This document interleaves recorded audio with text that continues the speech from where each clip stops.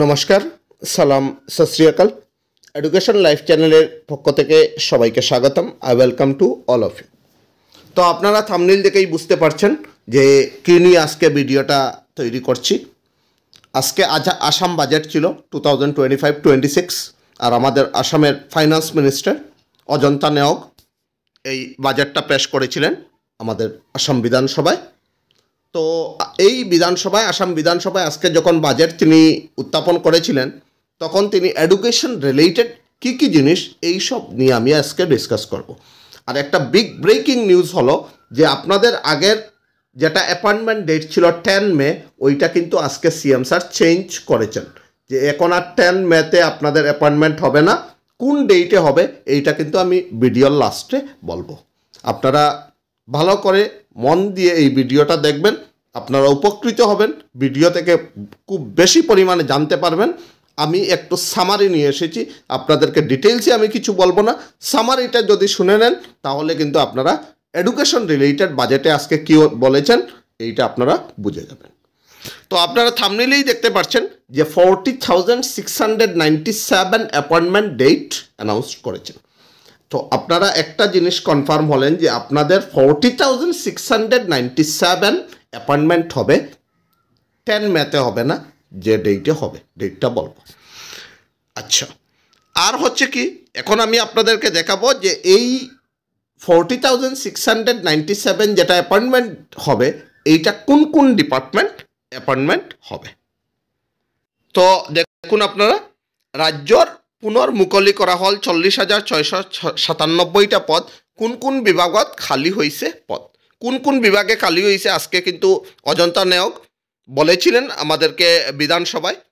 তো 1 নম্বর কি বলেছিলেন, তৃতীয় চতুর্থ বর্গরভাবে গঠিত রাজ্যিক পর্যায়ের নিযুক্তি আয়োগ, যেটা এই 7 মার্চে রেজাল্ট আউট হয়েছে, এইটার কিন্তু 7,650 নিযুক্তি হবে। আর কি বলেছেন, চতুর্থ বর্গরভাবে গঠিত 5,000। অসম লোকসভা আয়োগ, যেটা এপিএসসি আমরা 1208, 1208। প্রাথমিক শিক্ষা সঞ্চালক, যেটা 10,050। মাধ্যমিক শিক্ষা সঞ্চালক 9,717, যেটা আমরা জিটিপিজিটি। অসম অভিযন্তা সেবা নিযুক্ত পরিষদ হইল 343। চিকিৎসা বিজ্ঞান আর স্বাস্থ্য নিযুক্তি পরিষদ হইল 490। আর রাজ্যিক পর্যায়ের আরক্ষী নিযুক্তি পরিষদ, যেটা হলো 6,239। এইটাতে কিন্তু আপনারা আসাম এসআই, আসাম পুলিশ সবটা এইটাতে ঢুকে যাবে। তো একটা জিনিস লক্ষ্য করেন, প্রাথমিক শিক্ষা সঞ্চালক মানে হলো এলপি ইউপি ডিডাবলির অধীনে যারা, আপনারা সবাই জানেন আপনাদের ফার্স্টে কিন্তু দিয়েছিল 5,550 পোস্ট, যেটার আপনারা মেরিট লিস্টের জন্য অধিক আগ্রহে আছেন। এইটার বিষয়ে একটা বলে দিই যে 5,550-র মেরিট লিস্টটা 11 মার্চের পরে সিএম স্যার যেদিন লাইভে আসবেন তিনি কিন্তু এই ডেটটা বলে দেবেন যে এলপি ইউপির মেরিট লিস্টটা কবে আপনারা পেয়ে যাবেন।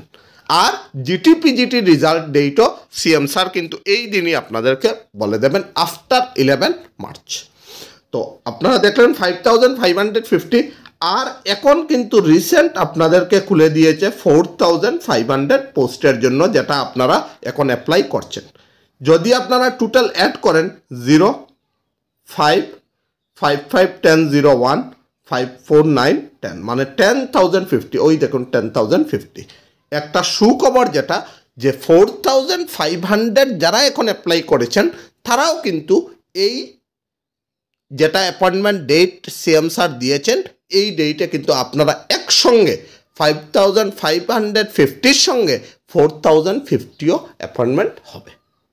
তো এইটা কিন্তু আপনাদের কনফিউশন ছিল, এই জন্য আমি এই কনফিউশনটা ভেঙে দিলাম। তো এখন আমি আপনাদেরকে সিএম স্যারের ক্লিপ শোনাবো যে সিএম স্যার কী বলেছেন আপনাদের অ্যাপয়েন্টমেন্ট ডেট। আমি আপনাদেরকে বলে দিই, অ্যাপয়েন্টমেন্ট ডেট কিন্তু সিএম স্যার বলেছেন 8 অক্টোবর। আপনারা ক্লিপ শোনাবো আমি লাস্টে, আপনারা শুনে যাবেন। আগে ছিল 10 মে, কিন্তু এখন ডেটটা চেঞ্জ করে সিএম স্যার দিয়েছেন 8 অক্টোবর।